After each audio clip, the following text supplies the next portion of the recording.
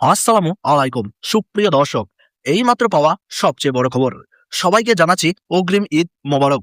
চলছে পবিত্র মাহে রমজান। রমজান মাস প্রায় শেষ পর্যায়ে। শুরু হতে যাচ্ছে মুসলমানদের সবচেয়ে বড় ধর্মীয় উৎসব পবিত্র ঈদুল ফিতর। এই মুহূর্তে সবার মনে একটাই প্রশ্ন, কবে দেখা যেতে পারে পবিত্র ঈদুল ফিতরের চাঁদ? এবার 29টি রোজা নাকি 30টি? এছাড়াও এই মুহূর্তে সৌদি আরব থেকে কি তথ্য প্রকাশ করা হচ্ছে, এই বিষয়ে আরো বিস্তারিত জানতে আমাদের ভিডিওটি সম্পূর্ণ দেখবেন।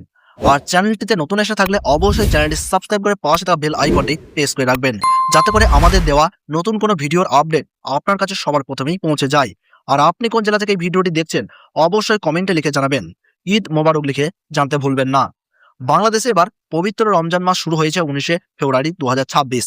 এক মাস সিয়াম সাধনার পর শাওয়াল মাসের চাঁদ দেখা গেলে উদযাপিত হয় পবিত্র ঈদুল ফিতর, যা সকল ধর্মপ্রাণ মুসলিমদের জীবনে অত্যন্ত আনন্দের দিন।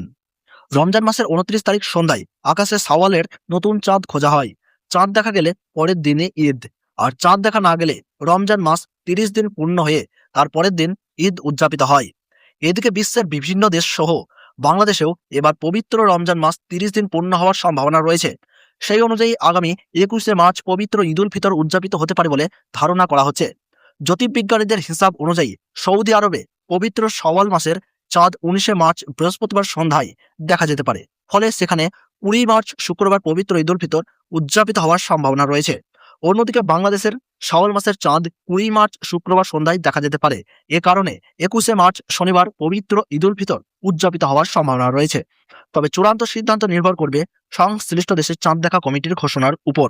তো বন্ধুরা, এই ছিল আজকের গুরুত্বপূর্ণ খবরের আপডেট। প্রতিনিয়ত এরকমই আপডেট পাওয়ার জন্য অবশ্যই চ্যানেলটি সাবস্ক্রাইব করে পাশে থাকবেন। ভিডিওটি ভালো লেগে থাকলে অবশ্যই লাইক, কমেন্ট ও শেয়ার করতে ভুলবেন না। ধন্যবাদ।